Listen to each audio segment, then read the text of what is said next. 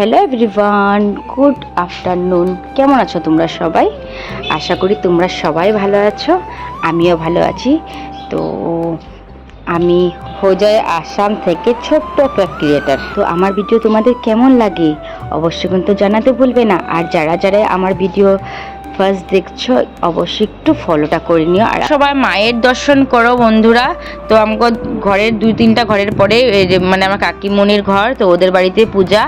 তো দেখো আমি আমারে কইছে যে তুমি নিজের হাতে ঠাকুরের চরণে ফুলটা দাও, তো আমিও দিতেছি। এই যে দেখো আমি দিয়া নিতেছি ফুলটা। তো ঠাকুরের আশীর্বাদ নামগো ঘরেই পূজা হয়, বুঝছো বন্ধুরা, প্রত্যেক বছরে পূজা হয়। তো মানে আমার শাশুড়ি মা নাই, তো ঘরে দেখো শাশুড়ি মা মানে আমার ননদের বাড়িতে গেছে, মানে আমার ননদের বাড়িতে মানে একটা যে কোনো কিছুর মানে ইয়ে হইতেছে, তো একটা যে কোনো কিছু একটা কাজ হইতেছে, তো এখানটায় কোয়া যাবো না, অনেক কিছু তো ফেসবুকে কোয়া যায় না, তাই না? তো তার জন্য মানে একটা বহুত বড় একটা কাজে গেছে। তো আমার বরটোর সবাই গেছে বাড়িতে, অনেক সবাই গেছে, তো ঘরে তো আর পূজাটা হইতেছে না। তো তার জন্য পূজাটা তো করতে লাগবো, ঠিক না? মায়ের পূজাটা তো আমরা আর এইভাবে রাখতে পারি না, ঠিক না? তো তারপরে আমি তো মানে পূজা ইয়েটি যে ফল প্রসাদ তারপর সব কিছু দেওয়া দিচ্ছি। আমাকে মানে তাল দেওয়ার একটা নিয়ম আছে, বুঝছো? তোমাকে কি এই নিয়মটা আছে একটু কইও তো। তালটা মানে কেন দেখো তো, মানে এই যে মনসা পুজোর দিন যদি তালটা দেওয়া হয় তারপরে আমরা খাইতে পারি, আর যদি তালটা যদি না দেওয়া হয় আমরা আর মানে আর তাল খাওয়া হইবই না। তো আমরা মনসা পূজার দিনে আমরা তালটা ঠাকুরের এখানে দিয়া দিই। তারপরে দেখতেই পাচ্ছ কি সুন্দর করে পূজা টুজা হইতেছে। আর এত মানে কি ঠাকুরের সামনে থাকলে না মনটা না অটোমেটিক যে মানে শান্তি একটা মানে লেগে যায়, একটা মানে অটোমেটিক একটা মনটাতে যে একটা শান্তি শান্তি লেগে যায় নাকি। আর এতটা মানে গরম লাগতেছে মানে কি কমু। তারপরে আমি একটু আয়া বাইরে দাঁড়াইছিলাম। এই দেখো এখনও কিন্তু অঞ্জলি লওয়া হয়নি, কিন্তু অঞ্জলি কিন্তু সবে কিন্তু অপেক্ষা করতেছে।